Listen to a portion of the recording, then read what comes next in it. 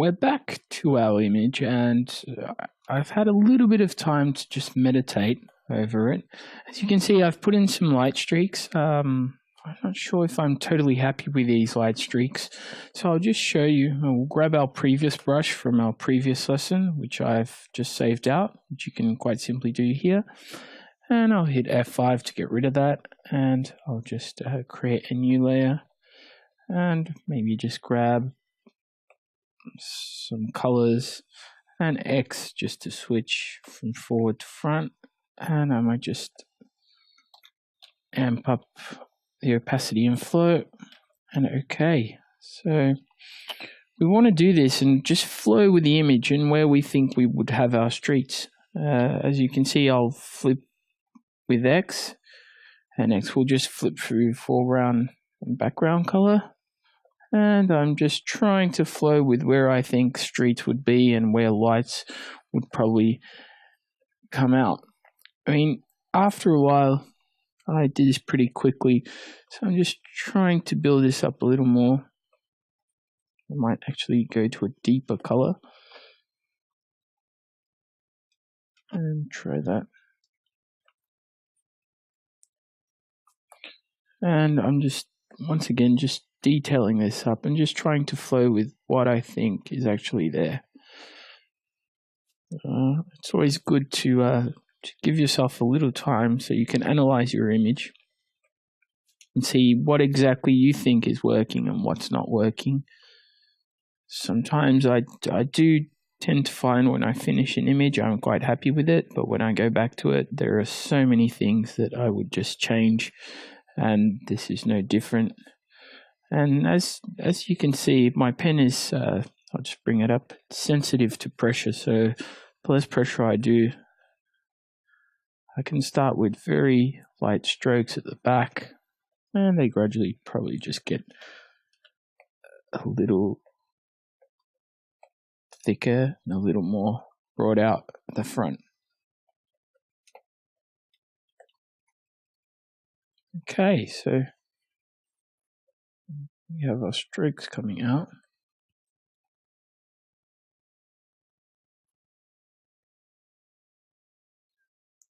This is just giving a little bit of life to what we have left. Detailing is always one of the most important aspects, and so let's just see what we had on our previous one. Maybe the previous one I can actually just blur out, because I think if I just Gaussian blur, it looks a bit too sharp. And maybe I can just hit the E for eraser and just slowly erase out where I think. As you can see, it's just gaining a little more life. Let's flip again the canvas, just image rotation, flipping around the canvas.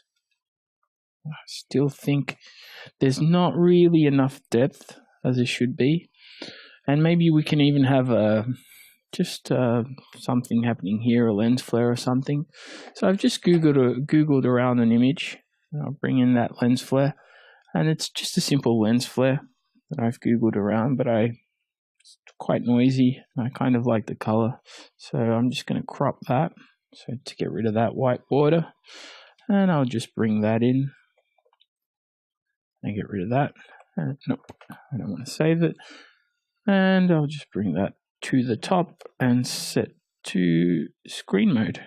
Okay, so I'll flip that, and I want to put that maybe somewhere here.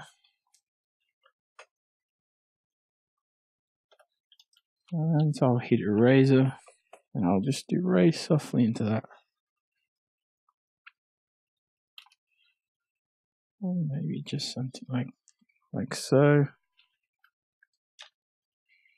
I think that's giving it a little something. Might haze out a little more, so I just hit brush, bring out that soft brush. I just might grab that color. Just grab my soft brush, just any one of these. I'll just take off the dynamics for it.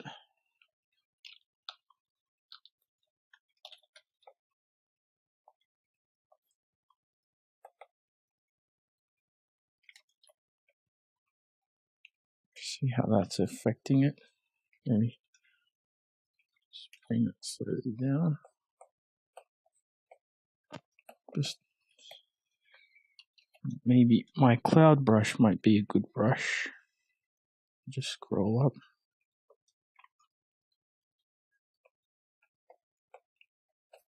That might just get rid of a bit too much darkness that's going on down there.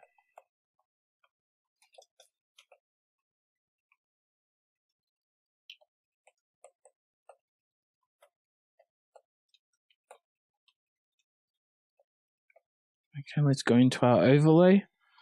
And again, it's all about detailing, and this is really the part that takes the most and that actually probably doesn't make it as seeable. I might actually go into the darken. I think that these trees need to be darkened below. They seem to be standing out a little too much. So I just darken that. I'll brush, just maybe darken these edges, just creating a little bit of artificial ambient occlusion, just to give it a little something. That's generally in the edges where the dirt builds up. And I'm just painting away till I think these trees actually start to sit on the ground. Maybe the people. I think that's looking better.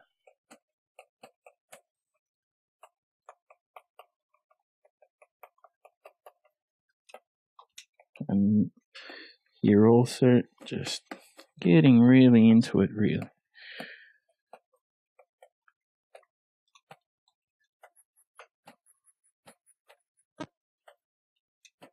Just continuing on.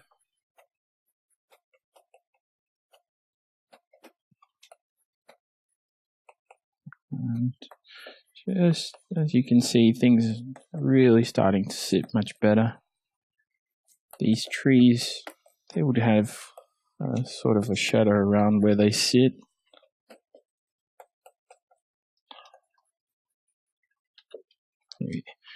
I'm always messing around with my opacity, just trying to put it up a little further down, just seeing what works.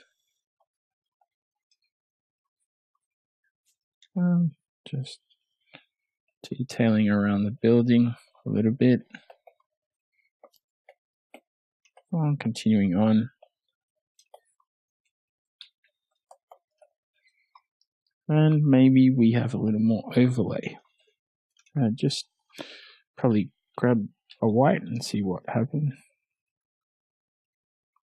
As we have this part which is kind of catching the sun. I'll hit F6 and grab my color swatch. And that's really just bringing that out. I'm just trying to see what happens over there.